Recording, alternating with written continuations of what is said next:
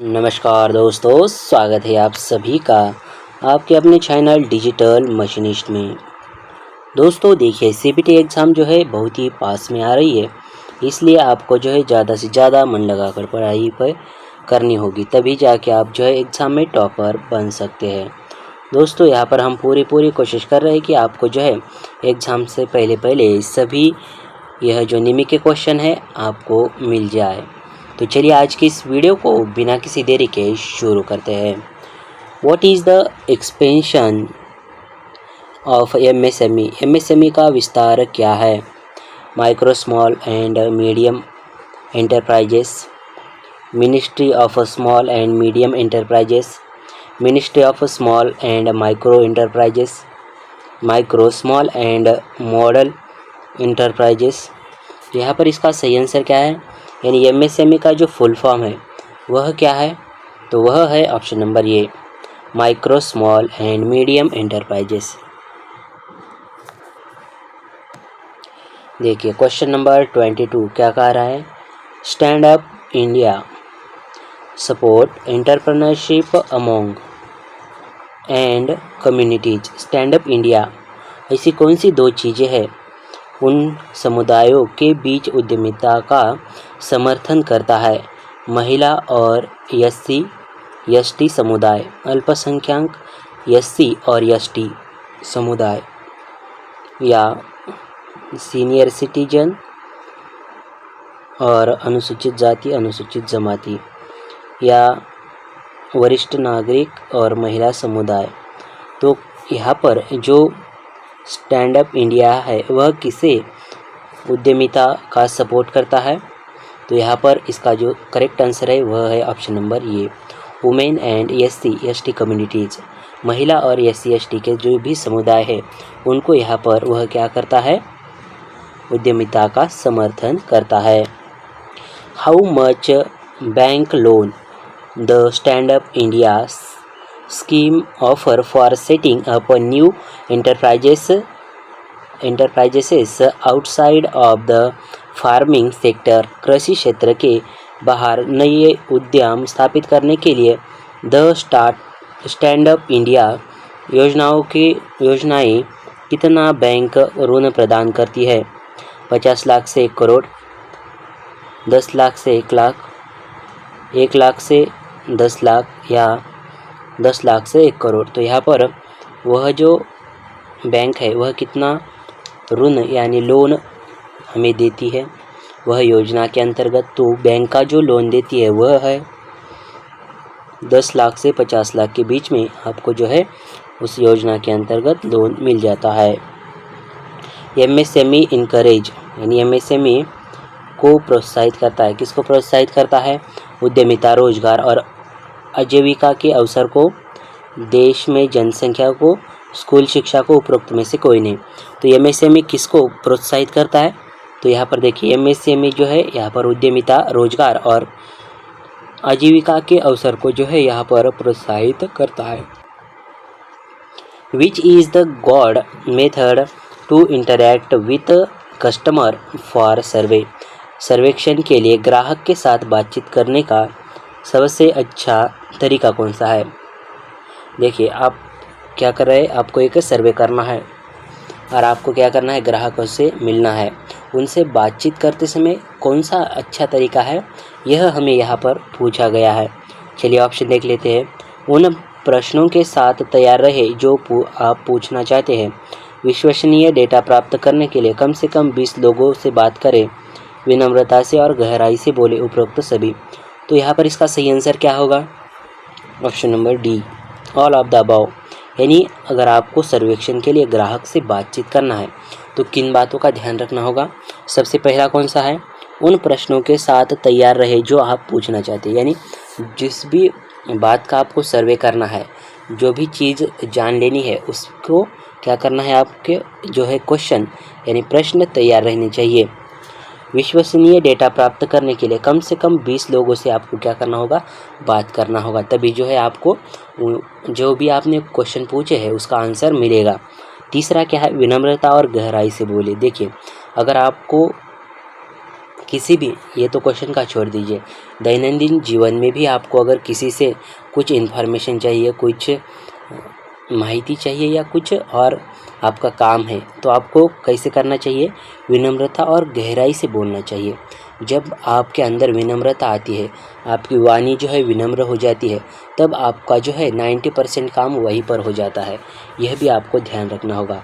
और यहाँ पर सर्वेक्षण के दौरान यह एक महत्वपूर्ण बात है, इसलिए जो है यहाँ पर इन तीनों भी बातों का आपको ध्यान रखना होगा। इसलिए हमारा ऑप्शन नंबर डी बिल्कुल करेक्ट आंसर हो जाएगा। Which is the important cell to improve business idea. देखिए क्या पूछा है, व्यावसायिक विचारों को बेहतर बनाने के लिए किन महत्वपूर्ण पैमाना कौन सा है, यानी महत्वपूर्ण यहाँ पर आइडियाज़ कौन सी है, ग्राहक है, प्रतियोगी और प्रौद्योगिकी, फंड और सरकारी योजनाएं, उपरोक्त सभी।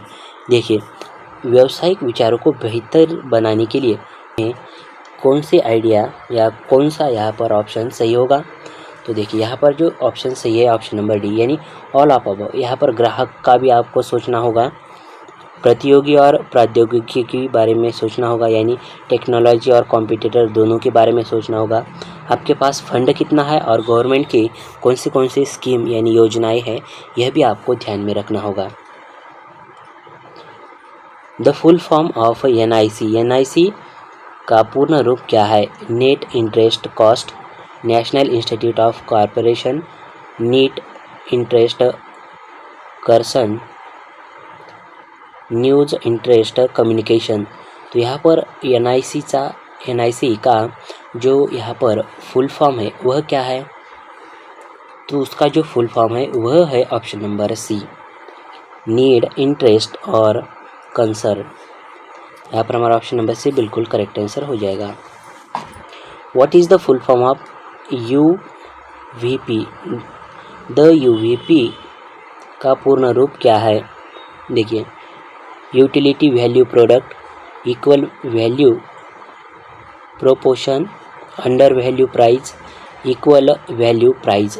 तो यहाँ पर UVP का जो फुल फॉर्म है वह क्या है, तो वह जो है full form option number B हमारा यहाँ पर बिल्कुल करेक्ट आंसर हो जाएगा, यूनिक वैल्यू प्रोपोर्शन, यानी यूनिक वैल्यू प्रोपोजिशन यहाँ पर बिल्कुल करेक्ट आंसर हो जाएगा।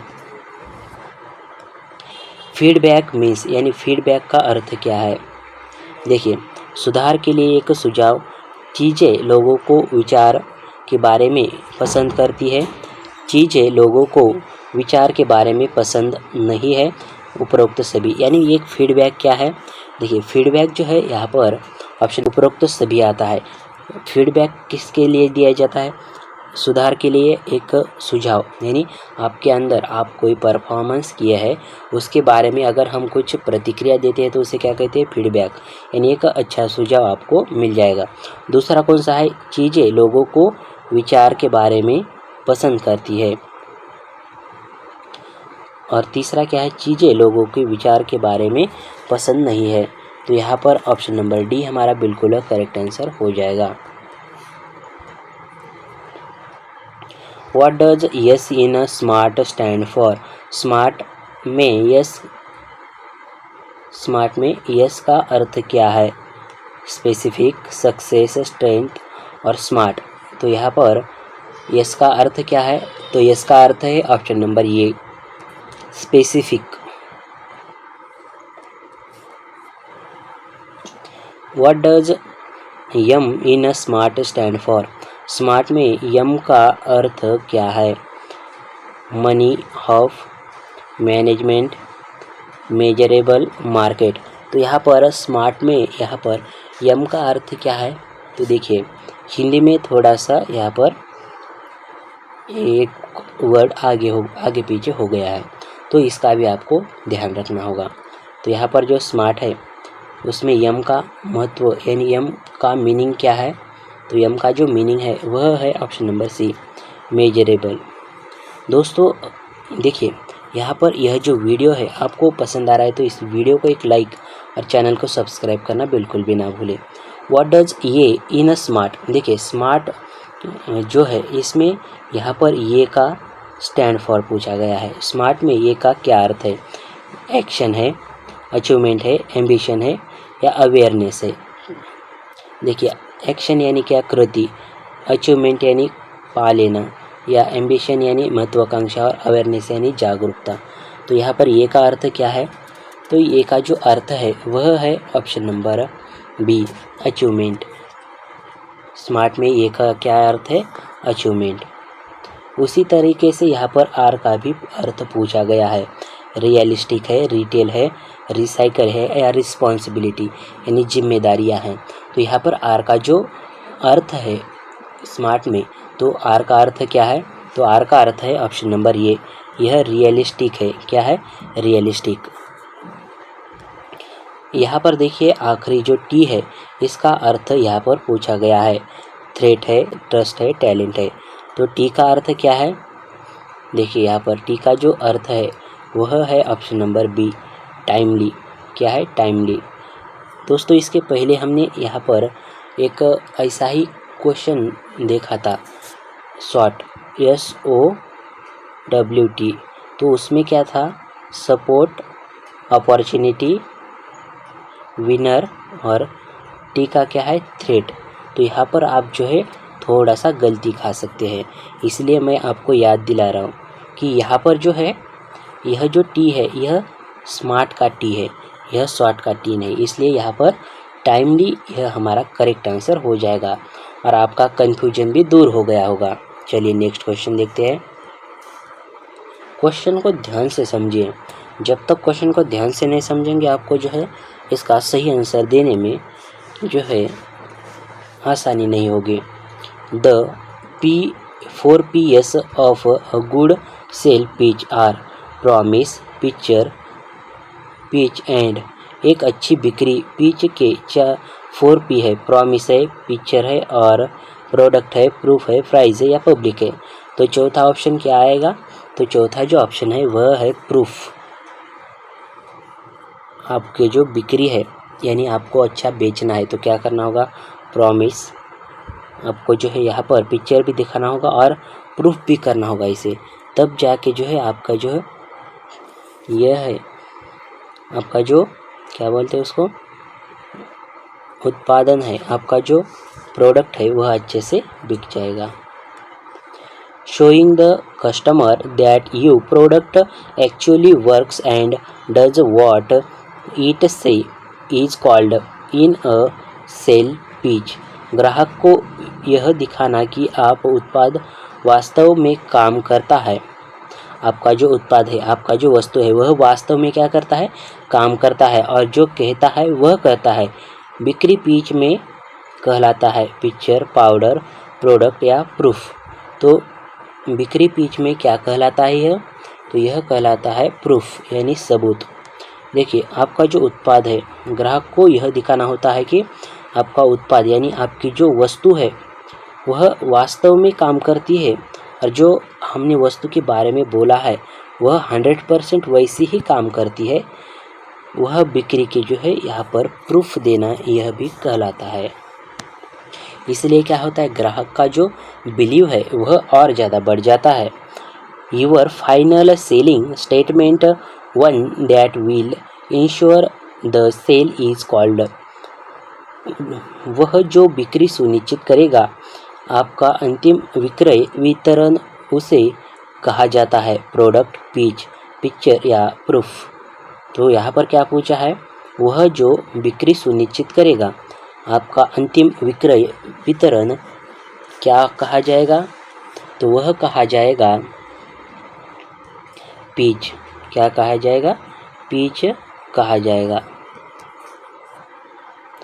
The amount collected by selling a product और सर्विस इज कॉल्ड सेल। किसी उत्पाद या सेवा को बेचकर एकत्र की गई राशि बिक्री कहा जाता है। सत्य है, असत्य है। यानी देखिए, आपने क्या किया, किसी वस्तु को या किसी प्रोडक्ट को या किसी सेवा को बेचकर एकत्र की गई राशि को बिक्री कहा जाता है। यानी आपने कुछ पैसे जमा किए, जो भी आपने सेवा दी, जो भी प्रोडक्ट बेचा, उसको क्या किया, उसके जो पैसे हैं उसको क्या कहा जाता है? बिक्री कहा जाता है। तो यह वाक्य सही है या गलत है? सत्य है या असत्य है यहाँ पर पूछा गया है। तो यह कैसा है, तो यहाँ पर यह जो वाक्य है यह बिल्कुल सत्य वाक्य है। ऑप्शन नंबर ये हमारा यहाँ पर बिल्कुल करेक्ट आंसर हो जाएगा। The method of taking our money that will help manage our finance is called. हमारे पैसे को ट्रैक करने के तरीके जो हमें हमारे वित्त को प्रबंधित करने में मदद करेंगे, तो वह क्या कहलाएंगे? अकाउंटेंसी मनी मैनेजमेंट, इनकम या सेविंग ऑफ मनी। तो वह जो कहलाएंगे वह कहलाएंगे मैनेजमेंट। हमारे पैसे को ट्रैक करने के तरीके जो वित्त को प्रबंधित करने में मदद करेंगे वह मैनेजमेंट यानी प्रबंधक कहलाते हैं। Meaning money help us determine our profits and loss. पैसे का प्रबंधन हमें अपने लाभ और हानि को निर्धारित करने में मदद करता है। तो क्या पूछा है? पैसे का जो प्रबंधन है हमें हमारे लाभ और हानि को निर्धारित करने में मदद करता है। तो यह वाक्य जो है यह सत्य है या असत्य है, ट्रू है या फॉल्स है? तो यह कैसा है? तो यह सत्य है। ऑप्शन नंबर ये हमारा यहाँ पर बिल्कुल करेक्ट आंसर हो जाएगा। तो दोस्तों आज का जो वीडियो है आपको कैसा लगा हमें कमेंट कर ज़रूर बताइए। यह वीडियो अपने दोस्तों के साथ शेयर करना बिल्कुल भी ना भूलें। इस वीडियो को एक लाइक और चैनल को सब्सक्राइब ज़रूर कीजिए।